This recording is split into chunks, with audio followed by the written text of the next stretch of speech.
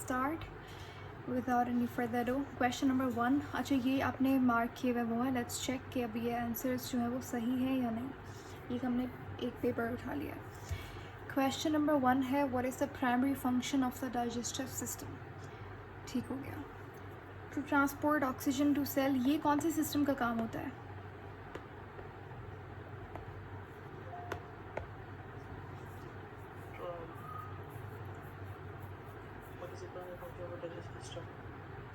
To break down the food and the या बिल्कुल सही जवाब ऑप्शन बी है कि डाइजेस्टिव सिस्टम का काम क्या होता है? ब्रेक डाउन करना फूड को न्यूट्रिएंट्स में, ठीक है, यानी कि पॉलीमर को तोड़ के मोनोमर बनाना ताकि वो न्यूट्रिएंट में एब्जॉर्ब करने के लिए आसानी हो.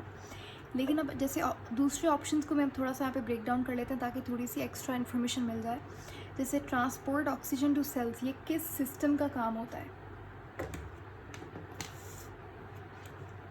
ब्लड का काम होता है. RBCs का. ठीक है, आरबीसी कहाँ पे होता है? ब्लड में होता है. ठीक है, और ये कौन सा सिस्टम हो जाएगा हमारे पास? Circulatory system.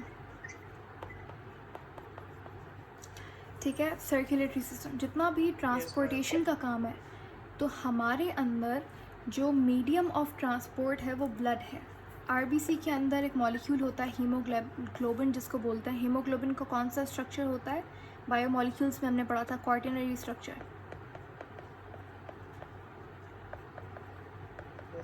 ठीक है, ओके. क्वेश्चन नंबर 2 है हमारे पास which of the following is not a part of alimentary canal. Alimentary canal हमने पढ़ा है ऑफ कोर्स. यहाँ पे एलिमेंट्री कैनाल का सबसे पहला पार्ट होता है माउथ. माउथ के बाद आता है एसोफेगस, उसके बाद स्टमक होता है, देन ये हमारे पास स्मॉल इंटेस्टाइन, उसके बाद ये हो गया आपके पास लार्ज इंटेस्टाइन और फिर यहाँ पे एनस. ठीक है, तो स्टमक पार्ट है एलिमेंट्री कैनाल का. एसोफेगस भी पार्ट है, स्मॉल इंटेस्टाइन भी है, लार्ज इंटेस्टाइन भी है, लेकिन लिवर जो है वो एलिमेंट्री कैनाल का डायरेक्ट पार्ट नहीं है. हाँ, liver as a accessory organ काम करता है, एक्सेसरी ग्लैंड. ठीक है, अपनी सिक्रीशन ये भेजता है कहाँ पे? Small intestine. ठीक है, स्मॉल इंटेस्टाइन में, और वहाँ पे फिर डाइजेशन होती है. लिवर क्या बनाता है? बाइल बनाता है. बाइल बनाता लिवर है, लेकिन स्टोर कौन करता है? Gall bladder. क्वेश्चन नंबर 3 तो ये तो क्वेश्चन नंबर 2 जो है यहाँ पे ये गलत हो गया है.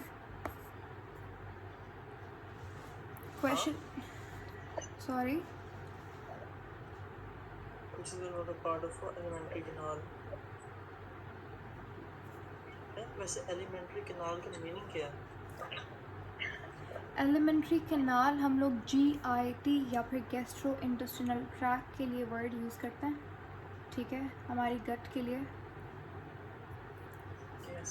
और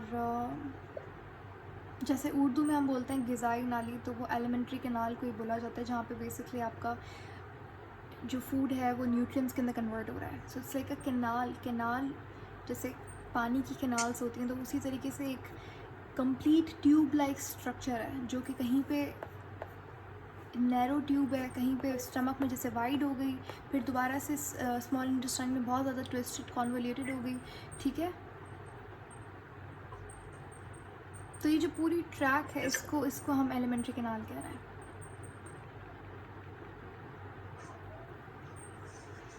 लाइक अ पैसेज, एक रोड की तरह है. क्वेश्चन नंबर जो GIT है वो एलिमेंट्री कैनाल है. एक ही बात है. ठीक है, नाम अलग अलग है. जैसे हमने पढ़ा था अभी थोड़ी देर पहले कि चीफ सेल्स, प्रिंसिपल सेल्स और तीसरा कौन सा था? ज़ाइमोजन सेल्स. ये तीनों का नाम सेम है. ठीक है, एक ही चीज़ की बात हो रही है यहाँ पे. ठीक है, सेल एक ही है, डिफरेंट नाम है. जैसे कि किसी का नाम कुछ होता है घर पे, उसे कुछ बोलते हैं, बाहर कुछ पेट नेम होता है, ऐसा. तो बिल्कुल वैसी चीज़ है यहाँ पे. आगे चलें. ओके, क्वेश्चन नंबर 3 है हमारे पास the process of breaking down food into smaller molecules begins in, यानी कि फूड का स्मॉलर मॉलिक्यूल्स में ब्रेक डाउन होना, ये कहाँ से शुरू होता है? माउथ से, बिल्कुल सही जवाब है ये। ठीक है, माउथ में क्या डाइजेस्ट, कौन सा एंजाइम होता है माउथ में? सलाइवा में बेसिकली।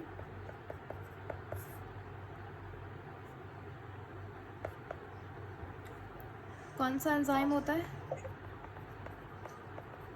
Salivary amylase. ठीक है, अमाइलेज दो होता है, पेनक्रियाटिक अमाइलेज, एक salivary amylase.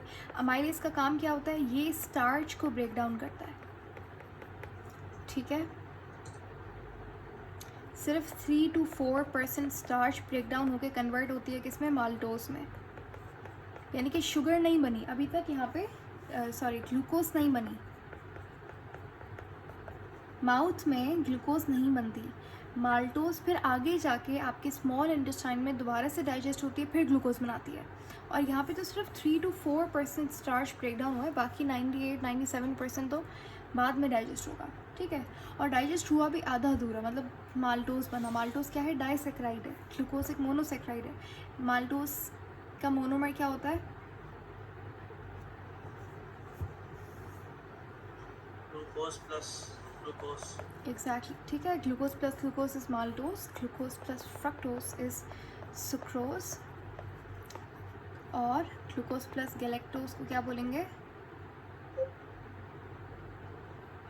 Glucose plus galactose is lactose. Lactose is what? Lactose milk sugar है।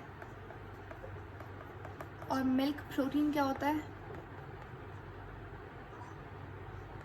Milk protein, lactose ma'am. Lactose milk sugar होती है। मैंने अभी आपको क्लास में बताया था। मैम केसीन था मेरे ख्याल से। Yes, casein. ठीक है, कैसीन आपके पास मिल्क प्रोटीन है, और मिल्क शुगर कैसे कहते हैं? लैक्टोज को। Question number 4, which enzyme in saliva begins the digestion of carbohydrate? आपके सलाइवा में कौन सा एंजाइम होता है? अमाइलेज, बिल्कुल सही। पेप्सिन कहाँ पे होता है? स्टमक में। और हमारे पास लाइपेज स्मॉल इंटेस्टाइन में। लाइपेज का काम क्या होता है? ये लिपिड को ब्रेक डाउन करता है। ट्रिप्सिन कहाँ पे होता है? ये स्मॉल इंटेस्टाइन में होता है। और ट्रिप्सिन किसको डाइजेस्ट करता है?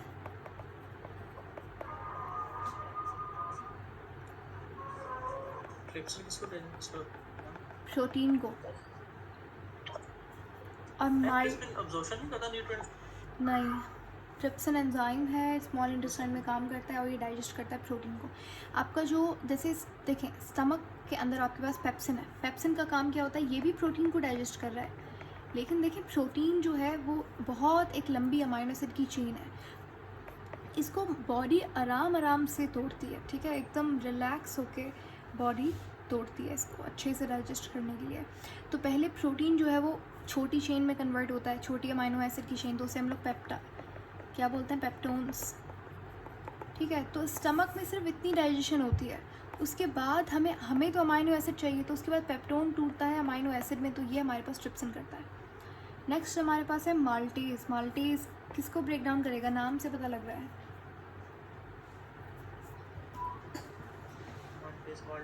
माल्टोज को।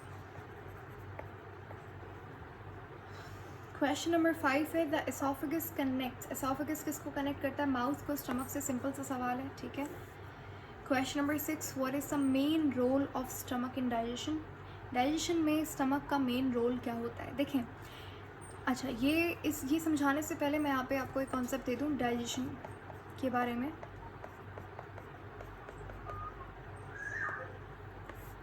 जब हम बात करते हैं डाइजेशन की, तो डाइजेशन हमारे ह्यूमन बॉडी के अंदर डाइजेशन दो तरीके से होती है।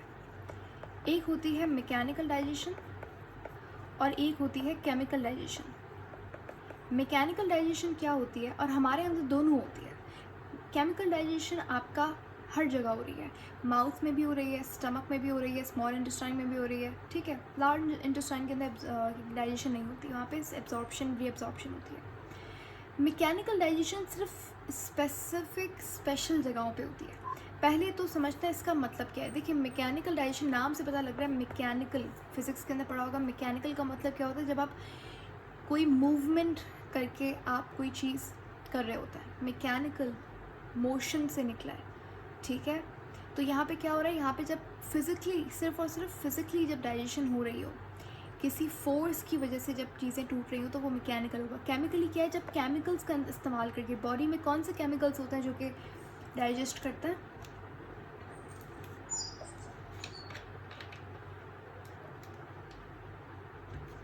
क्या बोलते हैं मेडिसिन मतलब? जी, मैकेनिकल मैम। केमिकल। केमिकल नाम इतना कंफ्यूज क्यों हो रहा है? देखिए केमिकल नाम से पता चल रहा है केमिकल का मतलब क्या है। केमिकल डाइजेस्ट करेगा, और क्या हमारी बॉडी में कौन सी चीज़ केमिकली डाइजेस्ट करी होती है? एंजाइम्स। Yes ma'am. अब मैकेनिकल डाइजेशन जो है हमारे पास, वो आपके पास दो जगहों पे हो रही है। एक हो रही है माउथ में। माउथ में जब हम चबाते हैं, च्यूइंग करते हैं, ठीक है, तो कौन करता है? टीथ करता है ऑफ कोर्स, हाथ तो नहीं करता। तो ये जो यहाँ पे हम लोग क्या हो रहे हैं, मैकेनिकली आप खाने को एक्चुअली तोड़ ही तो रहे हो। लार्ज बढ़ाने वाला स्मॉल बाइट्स के अंदर टूट ही तो रहा है, ठीक है, लेकिन वहाँ पे केमिकल लेवल के ऊपर, मॉलिक्यूलर या फिर एटॉमिक लेवल के ऊपर डाइजेशन नहीं हो रही। मैकेनिकल का मतलब ये है, यानी कि फिजिकली जब डाइजेशन हो रही हो। सही है, यहाँ पे कोई केमिकल्स का इस्तेमाल नहीं हो रहा, कोई एंजाइम्स इन्वॉल्व नहीं होते मैकेनिकल डाइजेशन में। माउथ में मैकेनिकल भी हो रही है और केमिकल दोनों डाइजेशन हो रही है। ऐसा ही है, माउथ में एंजाइम भी है, माउथ में च्यूइंग भी हो रही है। च्यूइंग का दूसरा नाम क्या है? Chewing also called as ma'am pre mastication. एस्टिकेशन।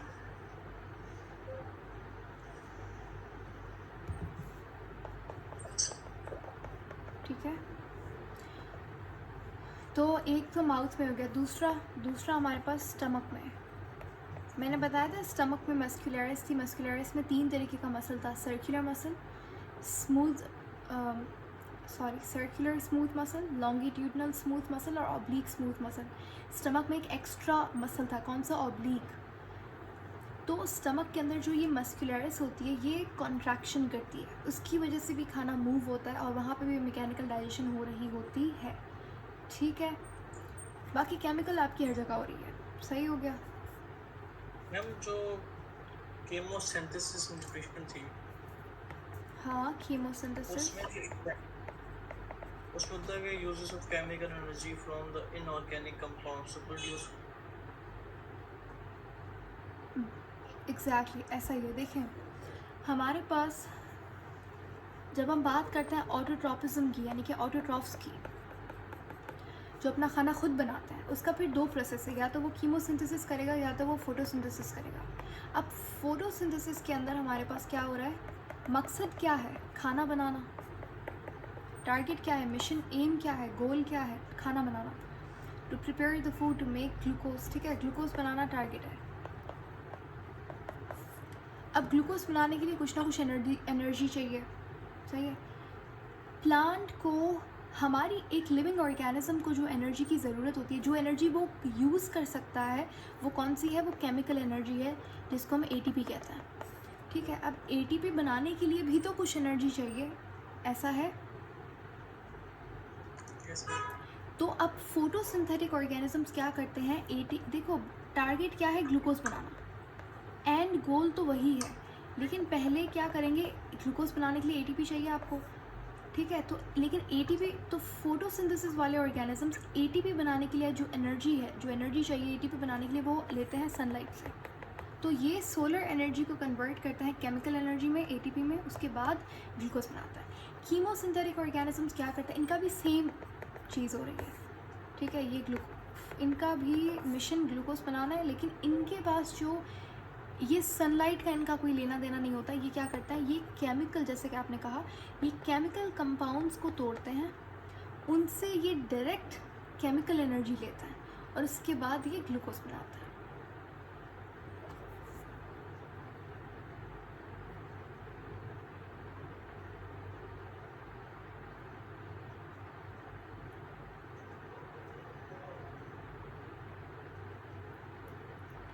Okay, is that clear?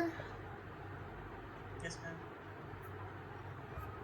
तो ये question number 6।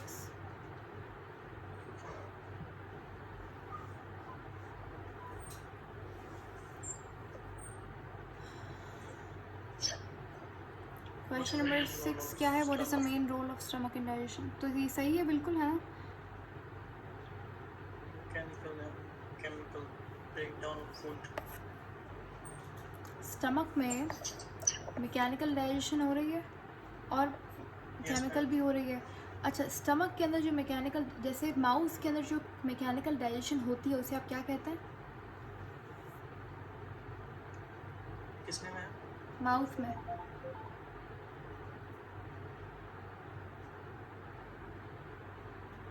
Hello. Hello.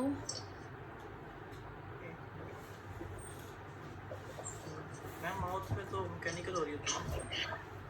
Mouth में मैकेनिकल केमिकल दोनों हो रही है। मेरा सवाल ये है कि माउथ में जो मैकेनिकल डाइजेशन हो रही है वो क्या है?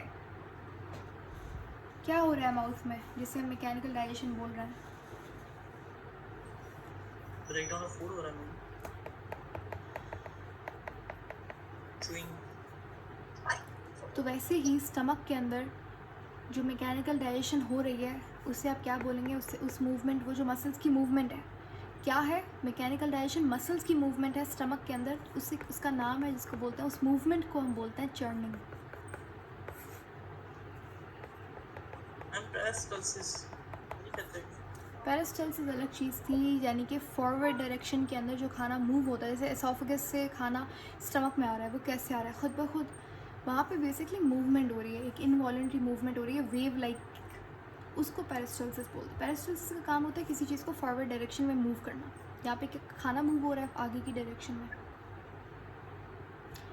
उसमें होता क्या है? उसमें जैसे ये मसल है, इसका ये वाला पार्ट कॉन्ट्रैक्ट करेगा, ये रिलैक्स करेगा। तो जब इसका ये वाला पार्ट कॉन्ट्रैक्ट किया तो फूड इस कॉन्ट्रैक्शन की वजह से यहाँ पे ये नैरो हो गई ट्यूब यहाँ पे, और ये फूड आगे की तरफ चला गया। फिर ये वाला हिस्सा कॉन्ट्रैक्ट किया, फिर ये आगे और आगे, ठीक है? इसको बोलते हैं peristalsis. Question number 7, which of the following is a function of hydrochloric acid in the stomach? Stomach के अंदर हाइड्रोक्लोरिक, मैंने थोड़ी देर पहले पढ़ा था, हाइड्रोक्लोरिक एसिड का क्या काम होता है?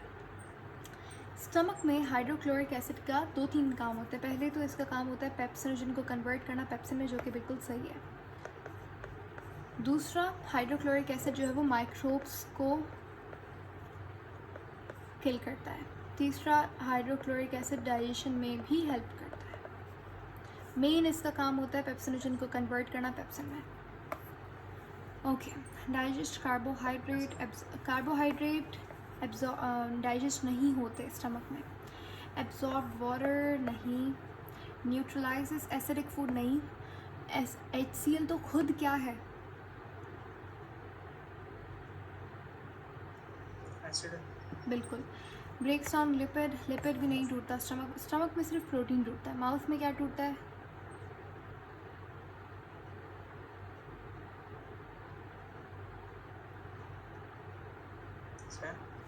माउथ में स्टार्च टूटता है, स्टमक में पेप्सिन क्या तोड़ता है? प्रोटीन तोड़ता है। उसके बाद हमारे पास है question number 8, the small intestine is the primary site for. Small intestine के अंदर मेन क्या चीज़ हो रही है? एब्जॉर्प्शन हो रही है, ठीक है?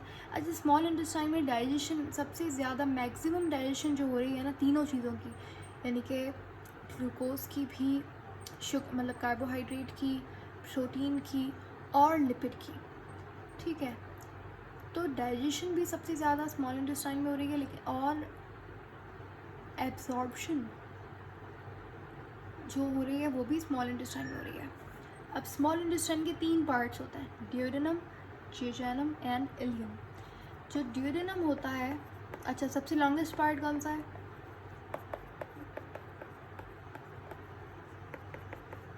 जोजिनम और सबसे लॉन्गेस्ट पार्ट इलियम.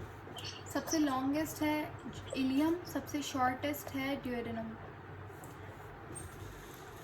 अब ड्यूडेनम के अंदर डाइजेशन होती है मैकेनिकल या केमिकल? किसमें मैम? स्मॉल इंटेस्टाइन में। केमिकल. ठीक है, गुड। और इलियम में हमारे पास एब्जॉर्प्शन हो रही है। अच्छा, बाइल प्रोडक्शन किसका काम होता है? लिवर का। वाटर रीअब्जॉर्प्शन किसका काम होता है? लार्ज इंटेस्टाइन का, याद रखिएगा। प्रोटीन सिंथेसिस किसका काम होता है? हाँ, that's very interesting, out of context चीज यहाँ पे ऑप्शन दिया हुआ है। प्रोटीन सिंथेसिस किसका काम होता है? हमने पढ़ा है ये वैसे तो। एग्जैक्टली, गुड, राइबोसोम का। वेस्ट स्टोरेज किसका काम होता है एलिमेंट्री कैनाल में? लाइसोसोम। लाइसोसोम का काम वेस्ट स्टोरेज नहीं होता। लाइसोसोम का काम होता है अपने हाइड्रोलाइटिक एंजाइम्स को यूज़ करके वैक्यूल का। ठीक है, वो तो सेल की बात होगी, लेकिन अगर हम एलिमेंट्री की, बिल्कुल सही है, एलिमेंट्री कैनाल में वेस्ट को स्टोर करना किसका काम होता है? रेक्टम। रेक्टम स्टोर करता है या exit part of waste food है?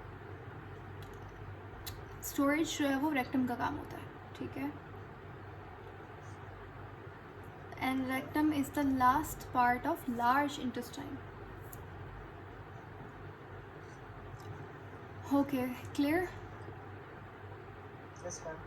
क्वेश्चन नंबर 9 है हमारे पास, which organ produces bile? Bile कौन प्रोड्यूस करता है? लिवर। और स्टोर कौन करता है? Gall bladder. यस, तो ये भी सही है। Question number 10, which where is bile stored before it is release? बिल्कुल सही बात है, गॉल ब्लैडर में बाइल स्टोर होता है रिलीज़ होने से पहले। अच्छा, यहाँ पे एक ऑर्गन लिखा हुआ है, ये तो सब के बारे में आपने सुना होगा, लिवर, पेनक्रियास, स्टमक, इन सब का काम थोड़ा बहुत आपको पता होगा। स्प्लीन, मैंने बताया था उर्दू में इसको क्या बोलते हैं, क्या? स्प्लीन। हाँ, स्प्लीन का काम क्या होता है?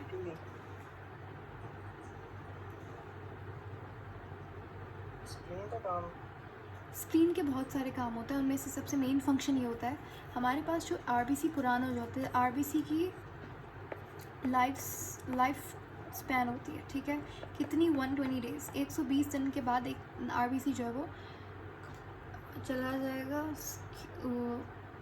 वो एक्सपायर हो जाएगा, फिर दूसरे आरबीसी उसकी जगह पे उससे स्विच कर दिया जाएगा।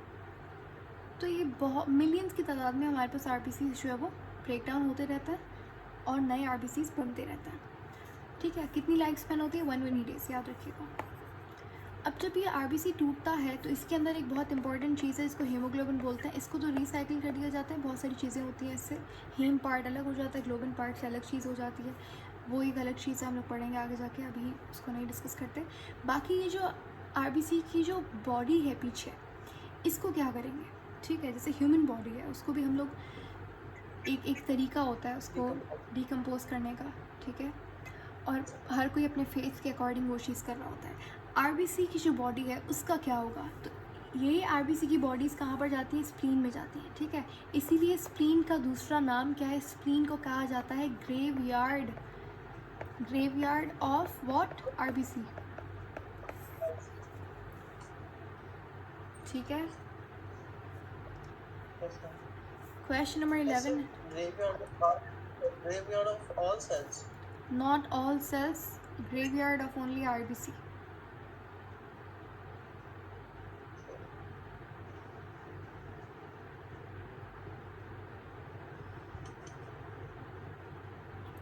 चलें क्वेश्चन नंबर 11 पढ़ें। The pancreas secretes which of the following enzyme to aid in digestion? Gastrin and pepsin? Gastrin और पेप्सिन तो पैनक्रियाज इंसुलिन प्रोड्यूस करेगा।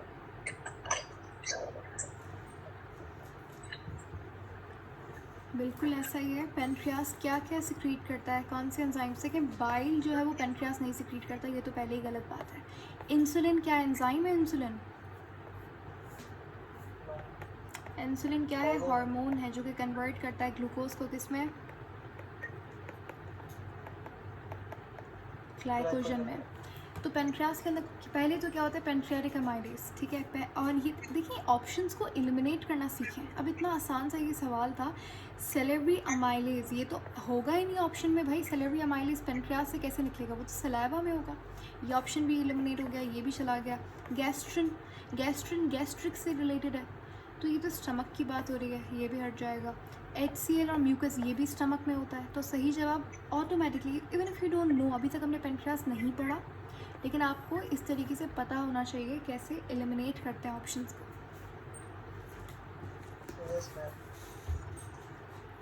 चलें, क्वेश्चन नंबर 12 है हमारे पास, what is the role of villi. Villi का क्या काम होता है स्मॉल इंटेस्टाइन में। देखें स्मॉल, जैसे मैंने स्टमक की वॉल आपको दिखाई थी, वैसे स्मॉल इंटेस्टाइन की वॉल होती है। सबसे इंटरनल म्यूकोसा, सब म्यूकोसा, सब मस्कुलरिस एंड देन सरोसा। अब स्मॉल इंटेस्टाइन की जो ये म्यूकोसा होती है, इसके ऊपर इस तरीके से बहुत सारी फिंगर लाइक प्रोजेक्शंस होती हैं, इनको हम कहते हैं विलाय, या हेयर लाइक स्ट्रक्चर होता है, बहुत ही माइक्रोस्कोपिक स्ट्रक्चर होता है, इसको हम विलाय कहते हैं इन स्ट्रक्चर्स को। इसका काम क्या होता है, इसका काम होता है एब्जॉर्प्शन करवाना। ये क्यों होती है, ताकि ज़्यादा से ज़्यादा मैक्सिमम एब्जॉर्प्शन हो सके न्यूट्रिएंट्स की। ये कैसे, क्योंकि ये surface area increase. For example अगर मैं आपको बताऊं, ये हमारे पास एक शीट है और इस शीट के ऊपर मैं इस तरीके से इस शीट को, एक शीट को हम प्लेन लेते हैं, एक शीट को मैंने इस तरीके से बेंड कर दिया। मुझे बताइए सरफेस एरिया इसका बड़ा है या इसका? मैम इसका ए और बी? ठीक है मैम। एग्जैक्टली, तो विलाय का बिल्कुल यही काम होता है, विलाय सरफेस एरिया बढ़ा देता है, ठीक है। तो ये इंक्रीज़ करता है सरफेस एरिया को, किसके लिए, एब्जॉर्प्शन के लिए। Question number 13, which part of the digestive system is primarily responsible for water reabsorption. मैंने अभी बताया वाटर रीअब्सॉर्प्शन किसका काम होता है, स्मॉल इंटेस्टाइन का। रियली? एब्जॉर्प्शन ऑफ न्यूट्रिएंट्स तो उसमें ही होता है ना। एब्जॉर्प्शन ऑफ न्यूट्रिएंट, आप खुद जवाब बोल रहे हैं अपने मुंह से, तो न्यूट्रिएंट की एब्जॉर्प्शन स्मॉल इंटेस्टाइन में होती है। लार्ज इंटेस्टाइन के अंदर जो, देखें खाने में जो पानी बहुत कीमती चीज़ है, हमारी बॉडी उसे ज़ाया नहीं जाने देती। खाने का यानी कि न्यूट्रिएंट्स का एब्जॉर्प्शन स्मॉल इंटेस्टाइन ने कर दिया, उसके बाद जो भी बचा कुचा वेस्ट है वो जाता है लार्ज इंटेस्टाइन में। लार्ज इंटेस्टाइन देखती आ रही ये क्या, स्मॉल इंटेस्टाइन में पानी तो एब्जॉर्ब ही नहीं किया, इतनी कीमती, इतनी प्रेशियस चीज़, और उसमें कुछ इंपॉर्टेंट वाइटामिन्स भी होते हैं, ठीक है, कुछ आयंस भी होते हैं। तो ये जो चीज़ें बच जाती हैं जो स्मॉल इंटेस्टाइन नहीं एब्जॉर्ब करता, ठीक है, तो वो चीज़ें फिर लार्ज इंटेस्टाइन एब्जॉर्ब करता है। स्मॉल इंटेस्टाइन थोड़ा सा लेज़ी हो जाता है, फिर लार्ज इंटेस्टाइन जो है उसको ये चीज़ें करनी पड़ती हैं। सही है? Yes ma'am. आपने यहाँ पे सही जवाब लगाया है, लेकिन आपने बोला अभी गलत। यहाँ पे तो सही लगाया आपने। यस 14 है हमारे पास, peristalsis is the best, peristalsis is best described as, किसे बोलते हैं पेरिस्ट। ये देखिए एब्जॉर्प्शन, पहला ही वर्ड गलत है, तो क्या एब्जॉर्प्शन होती है peristalsis? No ma'am, C option there in rhythmic contraction of muscles to move exactly, C यहाँ पे सही जवाब है, ठीक है। ये क्या होती है, रिदमिक कॉन्ट्रैक्शन होती है, ठीक है। कॉन्ट्रैक्ट, रिलैक्स, कॉन्ट्रैक्ट, एक रिदम की तरह, एक रिदमिक कॉन्ट्रैक्शन है, वेव लाइक मूवमेंट होती है, मसल्स की इनवॉलंटरी मूवमेंट है ये, ठीक है, आपके इख्तियार में नहीं है। इसका काम क्या होता है, खाने को आगे की तरफ मूव करना डाइजेस्टिव ट्रैक्ट के अंदर। 15 से हमारे पास, which of the following is not, क्या लिखा हुआ है,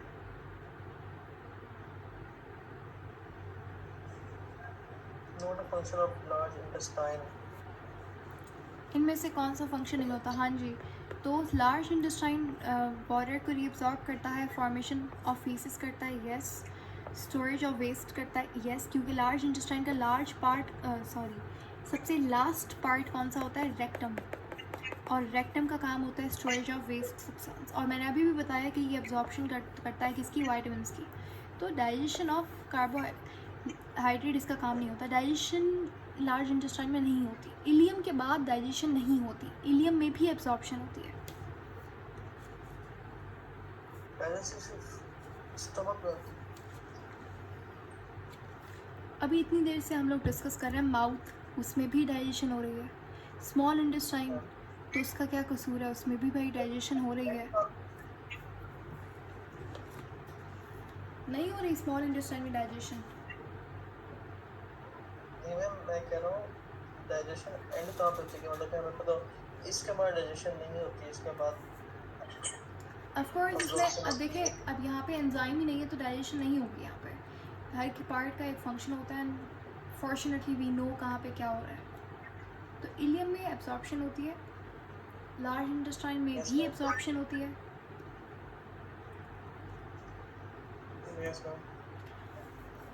चलें, read question number 16। The enzyme pepsin is primarily digest क्या होगा? carbohydrates.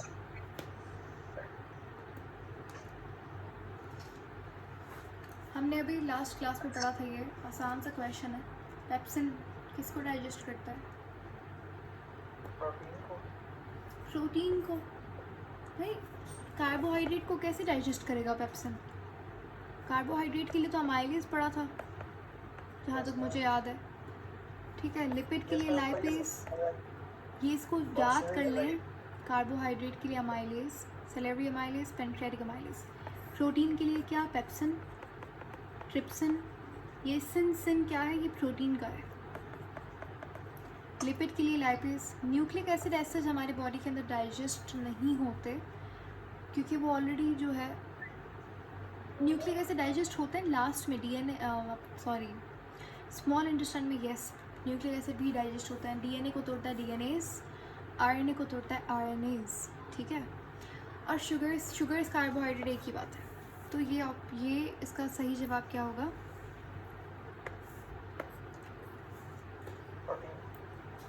चले 17, what is the pH of stomach? हाँ, स्टमक की पीएच क्या होती है? बहुत कम होती है। कितनी होती है? बहुत कम। बहुत एसिडिक पीएच होती है। किसकी वजह से?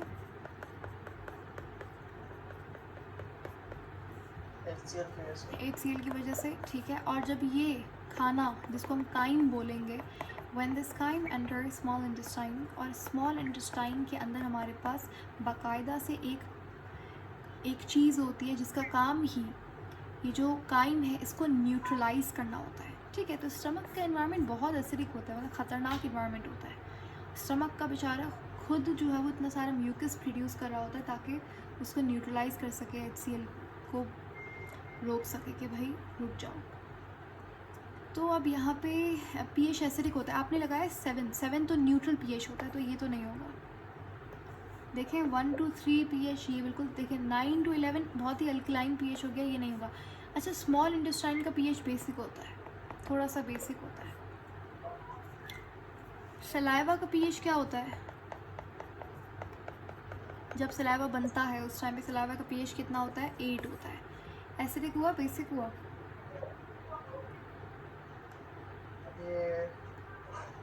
एसिडिक। 7 से ऊपर बेसिक, 7 से नीचे एसिडिक, 7 से ऊपर है 8। Yes, basis. तो ये बेसिक हुआ। ठीक है, ओके। तो स्टमक क्या सही जवाब होगा यहाँ पे?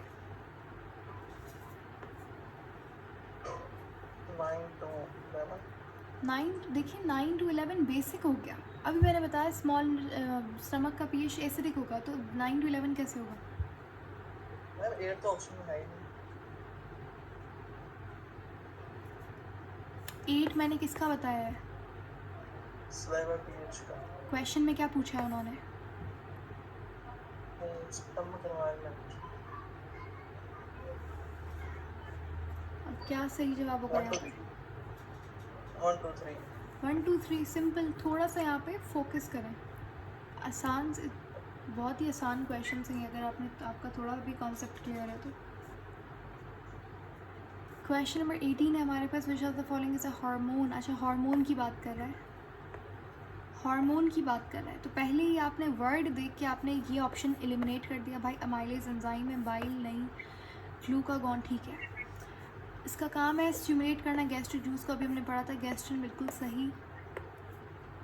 If you have any questions you can definitely stop me in between and आप मुझसे पूछ सकते हैं। 19 द प्रोसेस ऑफ इमल्सिफिकेशन। हाँ, इमल्सिफिकेशन किसको बोलते हैं? लार्ज ड्रॉपलेट्स ऑफ फैट को कन्वर्ट करना स्मॉल फैट ड्रॉपलेट्स के अंदर, इसको हम कहते हैं इमल्सिफिकेशन। यहाँ पे कोई डाइजेशन नहीं हो रही, यहाँ पे जस्ट एक ऐसा प्रोसेस जिसके अंदर हम लोग लार्ज फैट ड्रॉपलेट्स को स्मॉल के अंदर कन्वर्ट कर रहे हैं, इसको इमल्सिफिकेशन कहते हैं। और ये काम किसका होता है? ये बाइल का काम होता है, ठीक है। ये कहाँ पे हो रहा है? ये स्मॉल इंटेस्टाइन में हो रहा है। तो यहाँ पे बिल्कुल सही आपने आंसर किया है, फैट की डाइजेशन हो रही है। 20 विच of the following structures prevents food from entering the trachea during swallowing के यानी कि हम लोग जब निगलते हैं खाना, स्वेलो करते हैं, उसके दौरान हमारे पास ट्रैकिया के अंदर खाना ना चला जाए तो एक कार्टिलेज का बना हुआ फ्लैप लाइक स्ट्रक्चर होता है, इसको एपिग्लोटिस बोलते हैं, ये होता है। क्लियर? बाकी दूसरे ऑप्शंस पढ़ें। डायफ्राम मैंने बताया था, क्या होता है डायफ्राम? मैम लंग्स में होता है, लटका हुआ। लंग्स में नहीं होता, बिल्कुल भी नहीं होता। ये आपकी सीलोम है, यहाँ पे आपके पास, आप इसको हाथ लगा के फील भी कर सकते हैं। If you touch your chest cavity, ठीक है, जहाँ पे आपकी रिब्स जो है वो एंड होती हैं, उस पर यहाँ पे एक स्केलेटल मसल का बना हुआ मसल, बेसिकली मसल है ये, इसको डायफ्राम बोलते हैं। ये लंग्स में, लंग्स तो यहाँ पे पड़े हुए हैं, लंग्स में कहाँ होगा ये? डायफ्राम सीलोम को डिवाइड करता है चेस्ट कैविटी और एब्डोमिनल कैविटी में, तो ये वहाँ पे होता है। पायलोरिक स्फिंक्टर किसे बोलते हैं? मैम जो स्टमक के एंडिंग स्फिंक्टर जो है उसको। यस, जो कि स्टमक और स्मॉल इंटेस्टाइन के दरमियान में होता है। एसोफेजियल स्फिंक्टर कहाँ पे होता है? स्मॉल इंटेस्टाइन और एसोफेगस के दरमियान में। अच्छा, ये क्या चीज़ है? क्या मैम? ऑप्शन नंबर ई, यूव्यूला। नहीं पता मैम। अच्छा, आपके माउथ में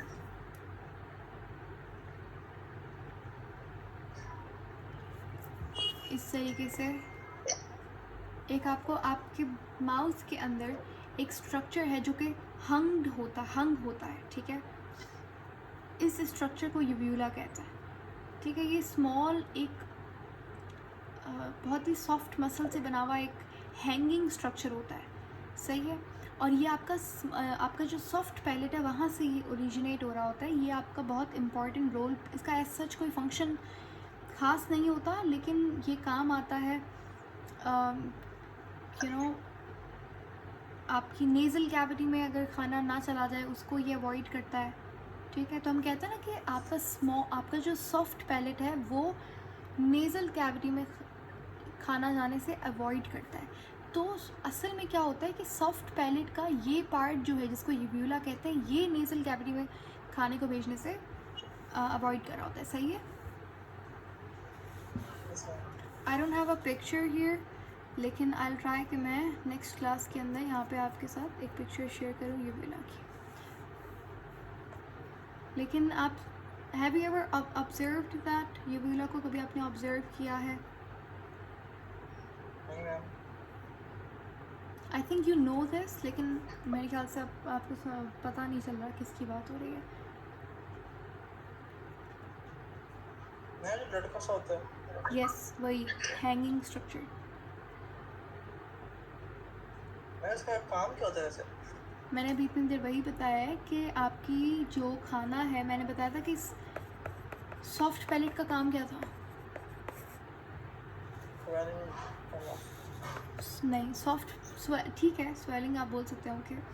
लेकिन सॉफ्ट पैलेट का मेन काम क्या था? सॉफ्ट पैलेट का काम था कि ये नेज़ल कैविटी के अंदर खाने को जाने से रोकता था, ठीक है।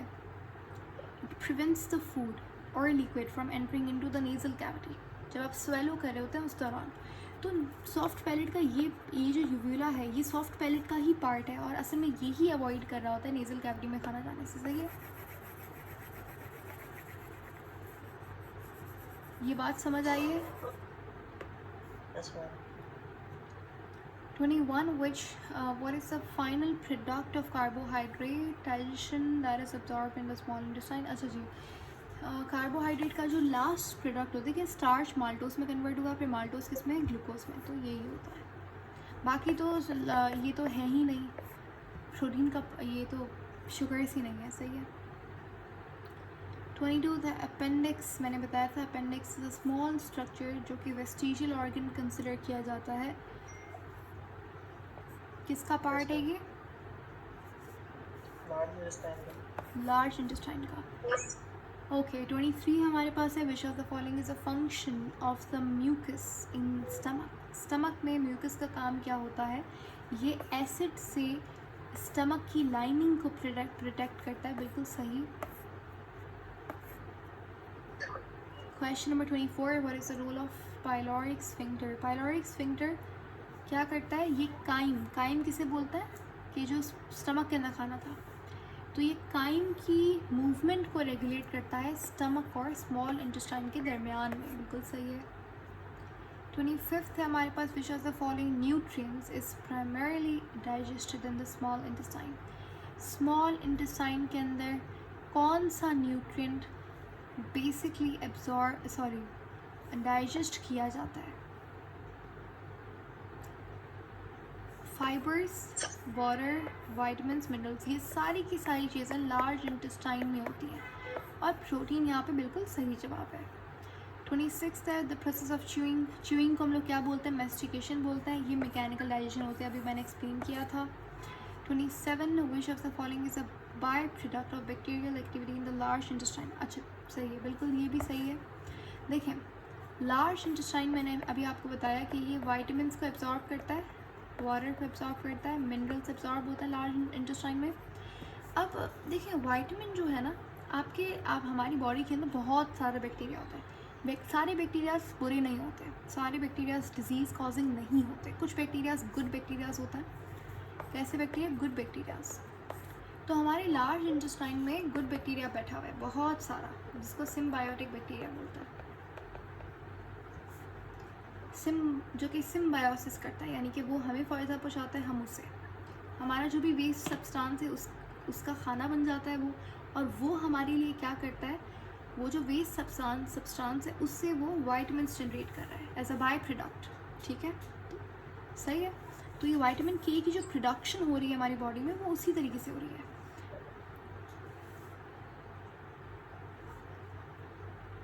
Is that clear?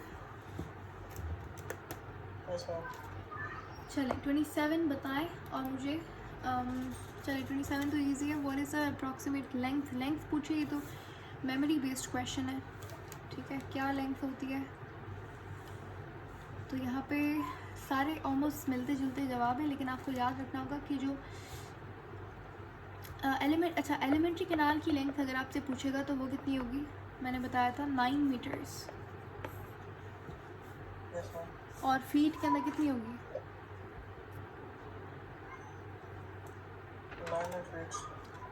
30 फीट।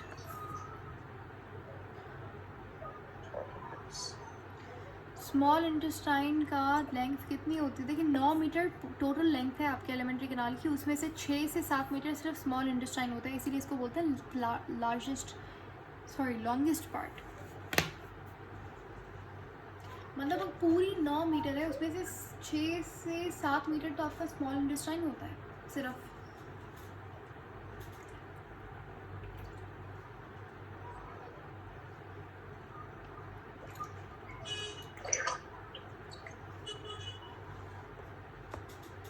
चलिए question number 20, read this and explain this. Which of the following is not a component of gastric juice? Right. Explain भी करना है, ठीक है। मैम बाइल लीवर प्रोड्यूस करता है, और जो कंपोनेंट्स ऑफ गैस्ट्रिक जूस है उसमें मिकोजा होता है, पेप्सिनोजिन होता है, हाइड्रोक्लोरिक एसिड होता है। अभी इंट्रिंसिक फैक्टर क्या है? ओके इसको समझना है, लेकिन जवाब आपने बिल्कुल सही दिया है। बाइल लिवर प्रोड्यूस करता है, गैस्ट्रिक जूस का पार्ट नहीं होता।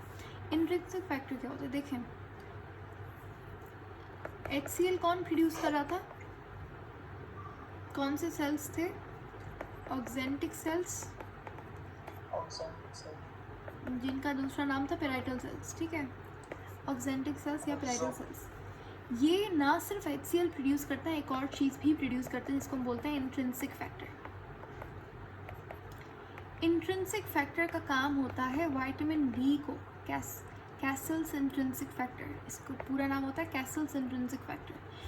तो ये एक केमिकल है, समझ लीजिए कंपाउंड है, जो कि आपके पास यही सेम सेल्स प्रोड्यूस कर रहे होते हैं। इसका काम क्या होता है? इसका काम होता है विटामिन डी को एब्जॉर्ब करना, ठीक है। तो विटामिन डी, अगर आपसे पूछे विटामिन डी की एब्जॉर्प्शन कहाँ पे हो रही है, तो कौन कर रहा है? तो इंट्रिंसिक फैक्टर जो है वो हमारे पास विटामिन डी की एब्जॉर्प्शन कर रहा है। स्टमक में मैम।